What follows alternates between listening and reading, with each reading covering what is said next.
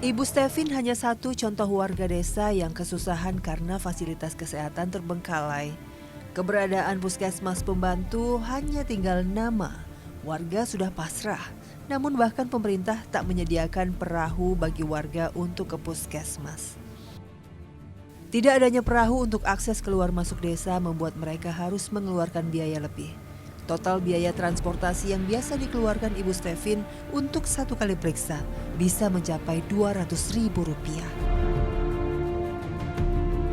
Bukan jumlah yang kecil bagi warga pelosok seperti Stevin. Jika tidak ada uang, maka mau tidak mau mereka harus menahan sakit atau menggunakan obat-obatan tradisional. Puskesmas yang kami tuju terletak di Desa Dambalo, Kecamatan Tomilito. Menuju ke sana membutuhkan waktu hampir 2 jam dengan perahu. Itu jika laut bersahabat. Masyarakat Mutiara Laut tahu betul mereka bergantung pada tenangnya laut. Jika ombak tak bersahabat, sakit sekeras apapun, mereka hanya bisa bertahan di desa.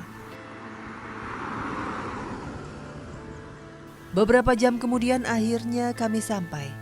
Perjuangan dari sini kami masih harus naik angkutan umum. Namun, ruas jalan Trans Sulawesi ini cenderung sepi. Tidak mudah bagi kami mendapatkan kendaraan. Setiap periksa, Bu Stevin bisa menunggu becak motor berjam-jam.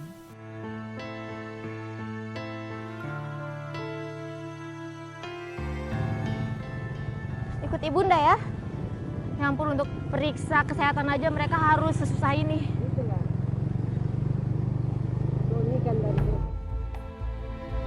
Setelah bersabar selama 1 jam, akhirnya kami pun mendapat tumpangan. Jauh, mahal, dan tentunya beresiko. Mungkin memang harus begini untuk menjadi warga Indonesia yang jauh dari ibu kota. Transportasi darat dan laut harus dilalui untuk tetap hidup. Puskesmas yang kami tuju sebenarnya tidak terlalu jauh dari dermaga terakhir. Namun panas terik matahari seakan membuat perjalanan sangat panjang. Setelah setengah jam kami pun sampai di puskesmas tujuan. Mirisnya, perjuangan kami ke sini harus kandas. Puskesmas baru saja tutup dan sudah tidak lagi menerima pasien. Setelah bernegosiasi cukup alot, akhirnya perawat menerima kami. Di dalam ternyata masih banyak petugas. Tenaga kesehatan memang punya jadwal kerja yang terbatas waktu. Namun Ibu Stevin dan Pak Victor benar-benar butuh pertolongan.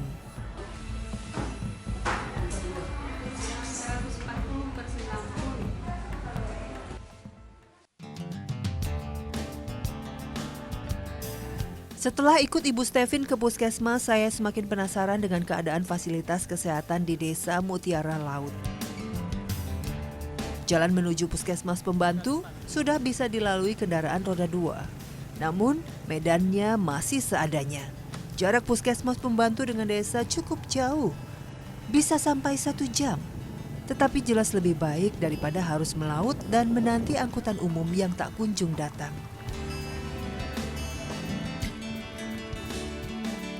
Letak puskesmas pembantu yang di ujung desa memang tak menguntungkan warga. Karena lebih dekat dengan desa Tanjung Karang.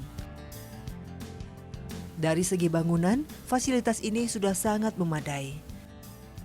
Hanya karena tidak ada yang menempati, bangunan ini menjadi terbengkalai. Ya pemirsa, ini adalah pusat kesehatan desa yang katanya dari tahun 2010 tidak dipergunakan secara efektif. Di dalam hanya terlihat beberapa peralatan medis dan juga obat-obatan yang sudah lama tidak dipakai. Ini emang benar-benar nggak pernah dipakai ya Pak?